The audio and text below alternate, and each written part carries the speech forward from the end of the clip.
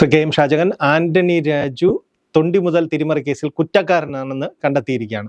എന്തായിരിക്കും ഇനി ആന്റണി രാജുവിൻ്റെ ഒരു രാഷ്ട്രീയ ഭാവി? അതിൽ നമ്മൾ ഏറ്റവും പ്രധാനമായിട്ട് കാണേണ്ട ഒരു കാര്യം, എനിക്ക് തോന്നുന്നു കേരളത്തിലെ എന്നല്ല ഇന്ത്യയിലെ തന്നെ നിയമവ്യവസ്ഥയ്ക്ക് അഭിമാനിക്കാൻ കഴിയുന്ന ഒരു വിധിന്യായമാണ് തിരുവനന്തപുരത്തെ ഒരു ലോവർ കോർട്ടിൽ നിന്ന്. എനിക്ക് തോന്നുന്നു ചീഫ് ജുഡീഷ്യൽ മജിസ്ട്രേറ്റിലും താഴെയുള്ള കോടതിയാണ് എന്ന് എനിക്ക് തോന്നുന്നു അവിടുന്ന് വന്നിരിക്കുന്നത്. നമുക്കൊക്കെ ഒരു സുരക്ഷിതത്വം തോന്നുന്ന ഒരു വിധി. ഞാൻ മനസ്സിലാക്കിയിടത്തോളം 1990 ഈ സംഭവം ഉണ്ടാകും. ഈ സംഭവം ഉണ്ടായിട്ട് ഇന്നിപ്പോൾ 2025 എന്ന് പറഞ്ഞ വർഷത്തിലായി 10-25 വർഷങ്ങൾക്ക് ശേഷം ശിക്ഷ വിധിക്കപ്പെടുകയാണ്. അപ്പം നമ്മൾ നമ്മുടെ നിയമവ്യവസ്ഥയെ വലിയ തോതിലൊക്കെ വിമർശിക്കാറുണ്ട്. വളരെ കാലവിളംബം, കോടിക്കണക്കിന് കേസുകൾ കെട്ടിക്കണം, അതൊക്കെ ശരി തന്നെയാണ്. പക്ഷേ അതൊക്കെ ശരി തന്നെയാണെന്ന് പറയുമ്പോഴും ഈ നിയമവ്യവസ്ഥ രാജ്യത്ത് നിലനിൽക്കുന്നതിൻ്റെ ഒരു പ്രാധാന്യം എടുത്തു കാണിക്കുന്ന ഒരു ഒരു ഒരു ഒരു ഒരു ഈ പറഞ്ഞ പോലെ ഒരു സിൽവർ ലൈനിങ് ആണ് ഈ വിധി എന്നുള്ളതാണ് ആദ്യത്തെ ഒരു സംഭവം. രണ്ടാമത്തെ ഒരു സംഭവം, അതിന് തത്തുല്യമായി തന്നെ നമ്മൾ കാണേണ്ട ഒരു സംഭവം എന്ന് പറയുന്നത്, മാധ്യമപ്രവർത്തനം കൊണ്ട് നമ്മൾ എന്താണ് വിഭാവനം ചെയ്യുന്നത് എന്ന് പുസ്തകത്തിൽ നമ്മൾ എഴുതി വച്ചിട്ടുണ്ട്. പക്ഷേ നമ്മളിപ്പം എന്താ സംഭവിച്ചുകൊണ്ടിരിക്കുന്നുള്ളത് നമ്മൾ കാണാം. പക്ഷേ മാധ്യമ പ്രവർത്തനം കൊണ്ട് എന്താണ് വിഭാവനം ചെയ്യുന്നത് എന്നുള്ളത് തെളിയിക്കപ്പെട്ട വലിയൊരു മുഹൂർത്തമാണിത് എന്നെനിക്ക് തോന്നുന്നു. ഇപ്പോൾ ഉദാഹരണത്തിന് ഞാനിപ്പോൾ ഇരിക്കുന്ന മാധ്യമ സിൻഡിക്കേറ്റ് എന്ന് പറഞ്ഞ ഈ സ്ഥാപനത്തിൻ്റെ ഒരു ഉത്ഭവം എന്ന് പറയുന്നത് തന്നെ അതിന് തന്നെ ഒരുപക്ഷെ ഈ സംഭവം കാരണമായേക്കാം എന്നെനിക്ക് തോന്നുന്നു. ഈ മാധ്യമ സിൻഡിക്കേറ്റിൻ്റെ എഡിറ്ററായിട്ടുള്ള ശ്രീമാൻ അനിൽ ഇമ്മാനുവൽ എൻ്റെ ഇടപെടലില്ലായിരുന്നുവെങ്കിൽ ഈ കേസ് എവിടെയോ അന്തരീക്ഷത്തിൽ വിലയം പ്രാപിച്ചു പോകുമായിരുന്നു. കാരണം ഞാനിപ്പോൾ മനസ്സിലാക്കുന്നത് 1990 ആണ് ഈ കേസ് ഉത്ഭവിച്ചത്. അതിനുശേഷം വലിയ പല കയറ്റിറക്കങ്ങളിലൂടെ ഇത് 2006 മറ്റോ നെടുമങ്ങാട് കോടതിയിൽ വന്നതാണ്. ആ നെടുമങ്ങാട് കോടതിയിൽ 2006 വന്നതിന് ശേഷം ഇപ്പോൾ 2025 ഈ കേസിൽ വിധി പ്രഖ്യാപിക്കുകയും കുറ്റക്കാരന് ശിക്ഷ ലഭിക്കുകയും ചെയ്തിട്ടുണ്ടെങ്കിൽ അതിൽ ഈ കുറ്റത്തിനാസ്പദമായിട്ടുള്ള സംഭവം കണ്ടുപിടിച്ച അന്വേഷണ ഉദ്യോഗസ്ഥനോടൊപ്പമോ അതിൽ കൂടുതലോ അനിൽ ഇമ്മാനുവൽ എന്ന് പറഞ്ഞ മാധ്യമപ്രവർത്തകൻ അഭിമാനിക്കാം എന്ന് എനിക്ക് തോന്നുന്നു. കാരണം 2006 ഞാൻ മനസ്സിലാക്കിയെടുത്തോളം ഈ നെടുമങ്ങാട് ഈ ലോവർ കോർട്ടിൽ വന്നെങ്കിലും അതിങ്ങനെ നീണ്ട് 16 വർഷത്തോളം നീട്ടി, എത്രയോ തവണ നീട്ടി അത് പോയി. നമ്മൾ കാണേണ്ട ഒരു പ്രധാനപ്പെട്ട കാര്യം എന്ന് പറഞ്ഞു കഴിഞ്ഞാൽ ഇതെന്ന് പറഞ്ഞാൽ ഒരു ലഹരി കേസാണെന്ന് നമ്മൾ ഓർക്കണം.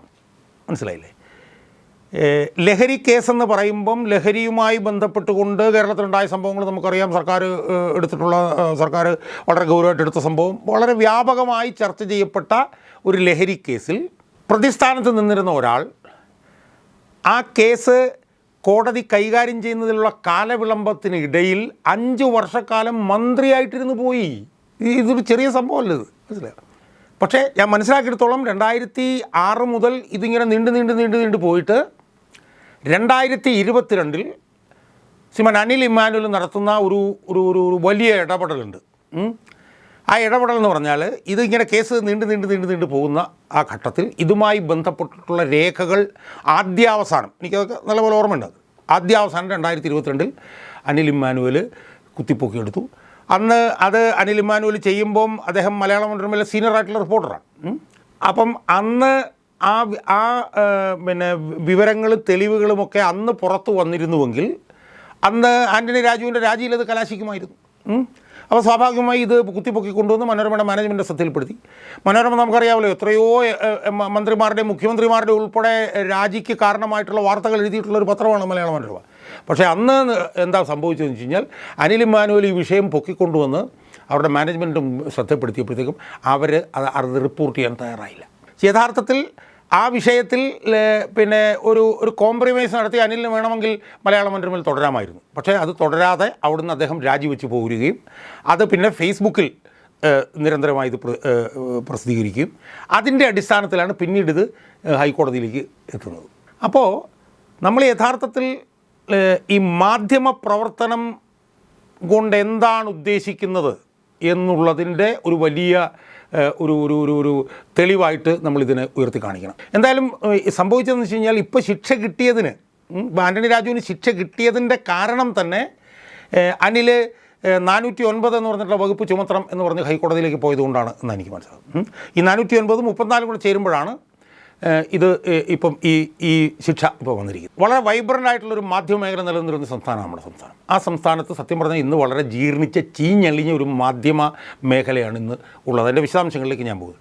അപ്പോൾ ആ നിലയിൽ ചീഞ്ഞളിഞ്ഞ് നിൽക്കുന്ന മാധ്യമ മേഖല നിൽക്കുമ്പോൾ അനിലിനെ പോലുള്ളൊരു മാധ്യമപ്രവർത്തകൻ്റെ ഇതിനകത്തുള്ള ഇടപെടൽ ഒരു രജതരേഖയാണ്, ഒരു സിൽവർ ലൈനിങ് ആണ് എന്നുള്ള കാര്യത്തിൽ യാതൊരു തർക്കവുമില്ല.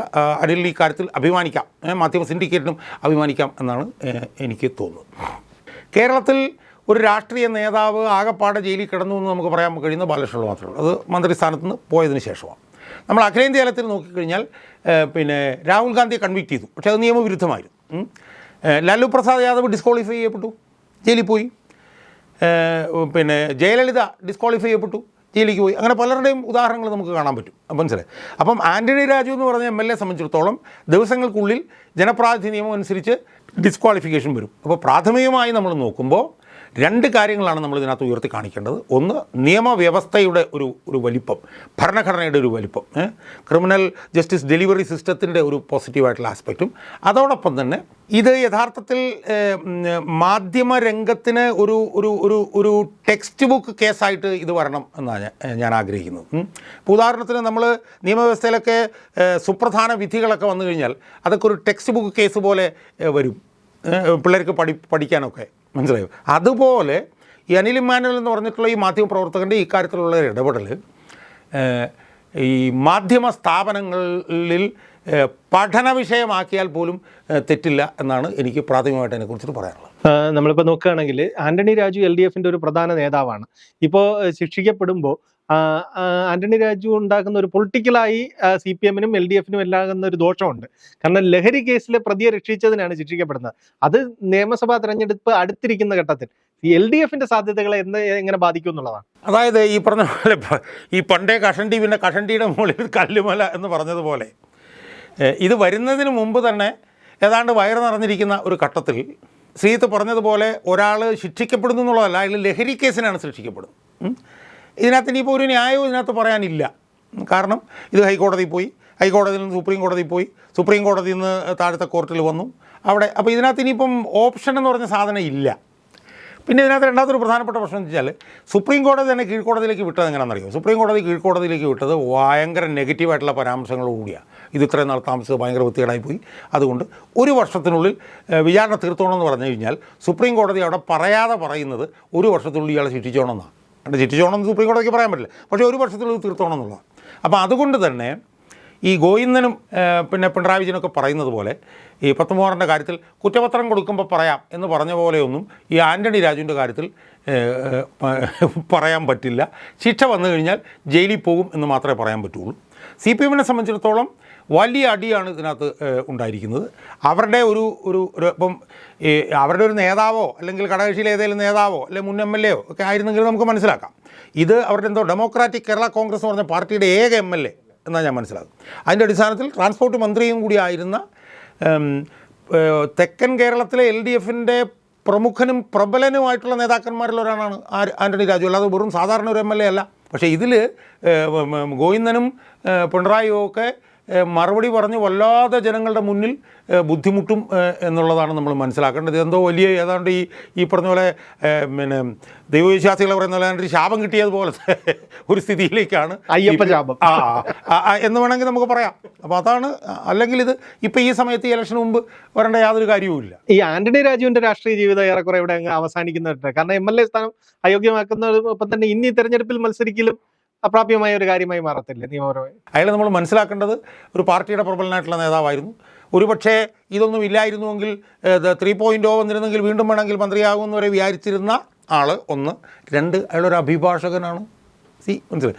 ഇത് യഥാർത്ഥത്തിൽ ഈ അഭിഭാഷക മേഖലയ്ക്ക് പോലും ഒരു പാഠമായതെന്നാണ് ഞാൻ പറയുന്നത്. അഭിഭാഷകനായിരുന്ന ഇയാളാണ് ആ അടിവസ്ത്രം പിന്നെ മനസ്സിലായോ? അപ്പോൾ അതുകൊണ്ട് ഇത് അഭിഭാഷക മേഖലയ്ക്കും കൂടി ഒരു പാഠമാണ്. അതുകൊണ്ട് അഭിഭാഷകനായിട്ടുള്ള ഒരു രാഷ്ട്രീയ നേതാവ് നിയമവ്യവസ്ഥയുടെ വലിപ്പം കൊണ്ട് ഈ വിഷയം വന്ന് 10-25 വർഷങ്ങൾക്ക് ശേഷവും ജയിലിലേക്ക് പോകുന്ന ഒരു അപൂർവ കാഴ്ച അതാണ് നമ്മൾ കാണുന്നത്. അത് കേരളത്തെ സംബന്ധിച്ചിടത്തോളം അത് ആദ്യത്തെ സംഭവമാണ്. ഒരു MLA ജയിലിലേക്ക് പോകുന്നത് ഇതുവരെ കാണാനുള്ള ഭാഗ്യം നമുക്കുണ്ടായിട്ടില്ല. അത് നമുക്ക് ഉണ്ടായിരിക്കുകയാണ്. എന്ന് മാത്രമല്ല, ശരിക്കും നീതിക്കും വേണ്ടിയൊക്കെ പോരാടുന്ന പൊതുപ്രവർത്തകരെ സംബന്ധിച്ചിടത്തോളം നീതിക്കും ശരിക്കും വേണ്ടിയൊക്കെ ഒരുപാട് ദുരിതം അനുഭവിക്കുന്ന മാധ്യമപ്രവർത്തകരെ സംബന്ധിച്ചിടത്തോളം, അവർക്ക് രണ്ടുപേരെ സംബന്ധിച്ചിടത്തോളം ഈ വിധി വലിയ തോതിലുള്ള അവരുടെ മൊറാല്, ഇപ്പോൾ എന്നെ സംബന്ധിച്ചുള്ള, ഇപ്പോൾ എന്നെ കുറിച്ച് പറയുകയാണെങ്കിൽ ഞാൻ പൊതുപ്രവർത്തനം എന്നുള്ളതിൽ എനിക്ക് വളരെ ആത്മധൈര്യം തരുന്നതാണ്. രണ്ട്, ഇപ്പോൾ അനിൽ ഇമ്മാനുവൽ എന്ന് പറഞ്ഞ മാധ്യമപ്രവർത്തനെ സംബന്ധിച്ചിടത്തോളം അയാൾക്കും ഇതൊരു വലിയ മൊറാൽ ബൂസ്റ്ററാണ്, മനസ്സിലായി. അതുകൊണ്ട് ഓൾ ഈസ് നോട്ട് ലോസ്റ്റ് എന്ന് പറയുന്നത് പോലെ നമ്മളൊക്കെ ഇങ്ങനെ പറയുമായിരുന്നല്ലോ, ഇനിയിപ്പോൾ എല്ലാം തീർന്നു, ഇനിയിപ്പോൾ ഒന്നുമില്ല, മാധ്യമരംഗത്താണെങ്കിൽ എല്ലാം തീർന്നു. അതല്ല, നമുക്ക് there is something to look upon എന്ന് പറഞ്ഞതുപോലെ നമുക്ക് ഞെളിഞ്ഞു നിന്ന് സമര പോരാട്ടങ്ങൾ നടത്താൻ വേണ്ടിയിട്ട് വലിയൊരു ചാലക ശക്തിയായി ഈ വിധി മാറിയിട്ടുണ്ട് എന്ന് തന്നെയാണ് ഞാൻ വിശ്വസിക്കുന്നത്.